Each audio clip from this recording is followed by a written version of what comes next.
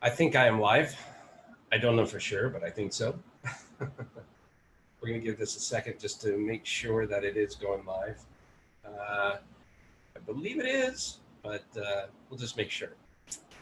And let me do a couple things here. By the way, my name is Jaime J with Bottleneck Virtual Assistants and Bottleneck Medical Virtual Services and Bottleneck Virtual Assistants.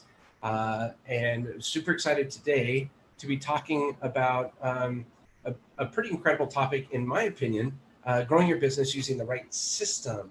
And it's very important that the right system is the one that matches your business needs and objectives. And I'll be discussing the differences it makes when systems and processes are set up before hiring a virtual assistant. Why is this important?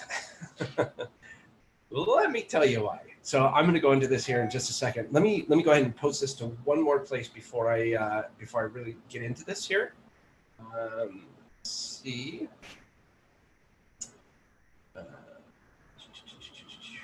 We should be good here. Okay. I think we're good. There we go. There we go. There we go. And if you hear the air conditioner, please bear with me today. I'll bring my mic a little bit closer because today is very hot and beautiful, but I had to open up the windows for the first time. And I'm just enjoying a little bit of the beautiful sunshiny weather and absolutely love this stuff. So I'm going in, making sure that we are live today. And I do believe we are. It's looking to me like all systems are go, but just in case, I want to make sure. Yes, we are all systems go. It looks like a couple of you have joined in. So thank you very much for tuning in. Really appreciate that. I'm just sharing this to go ahead and share it out there. And I'll go ahead and press this here and we'll see here. There we go. And a good old paste. Okay, we're good. All right, sorry for the delay there. Just want to make sure that I get this done right.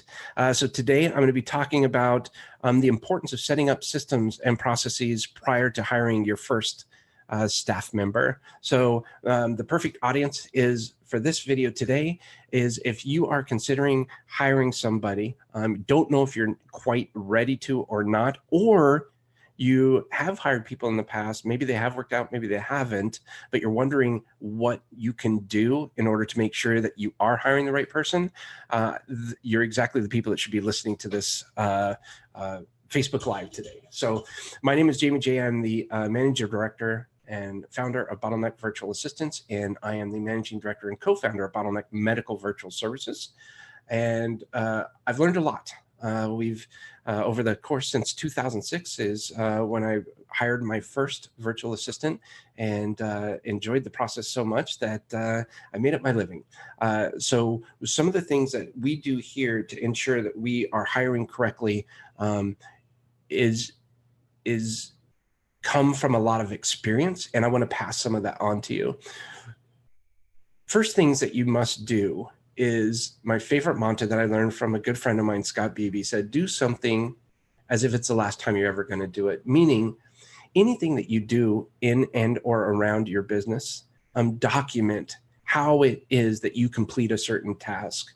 Document, document, document.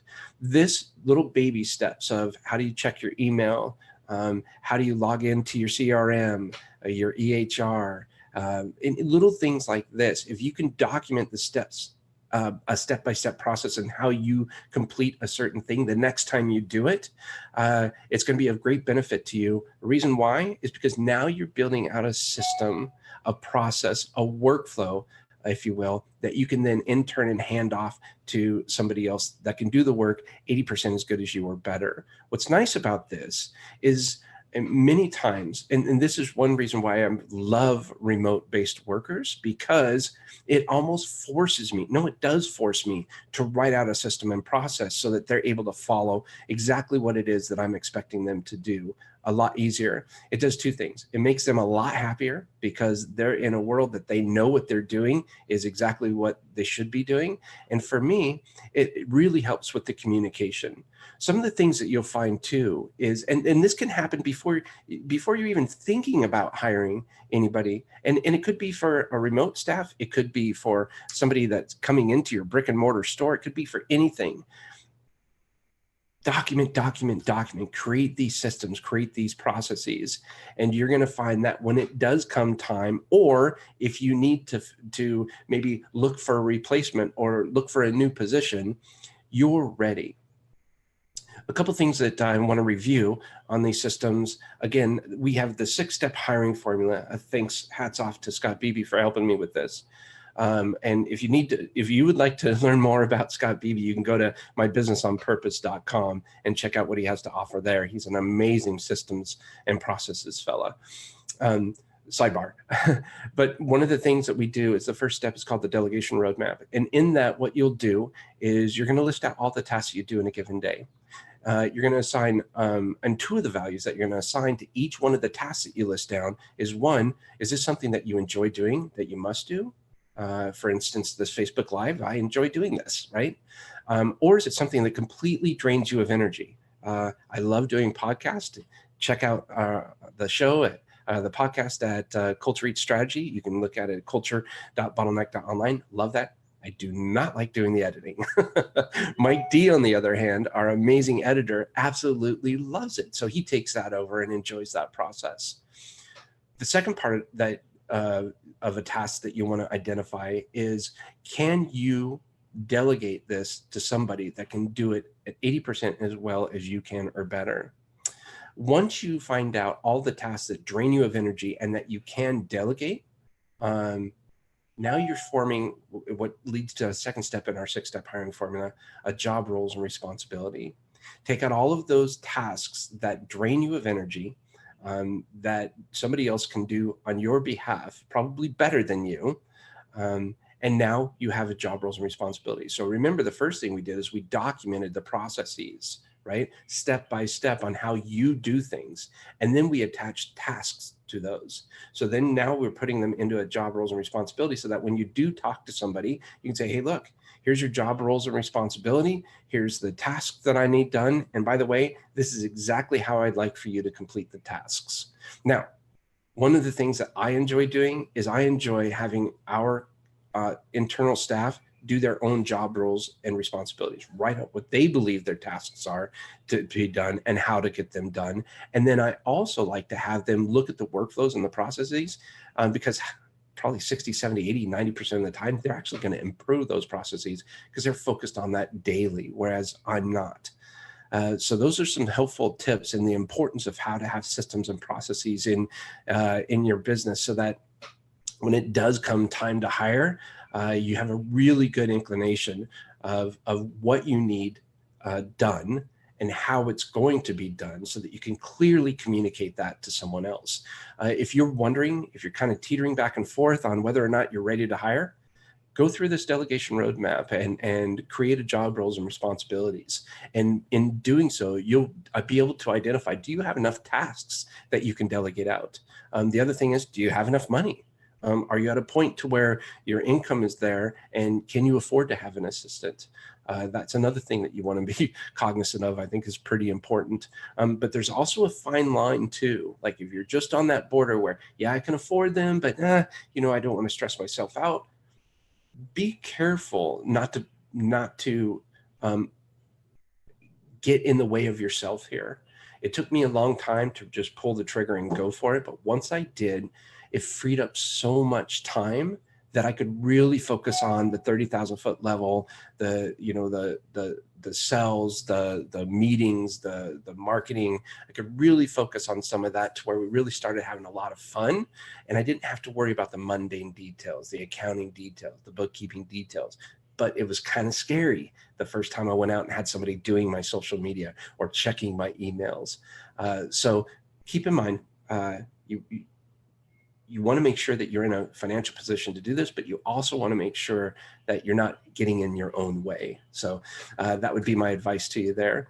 The third thing is that I think is a really good idea is to look for a way that you can check out social skills for that person or start planning for this. A really good way of doing this is providing a DISC assessment.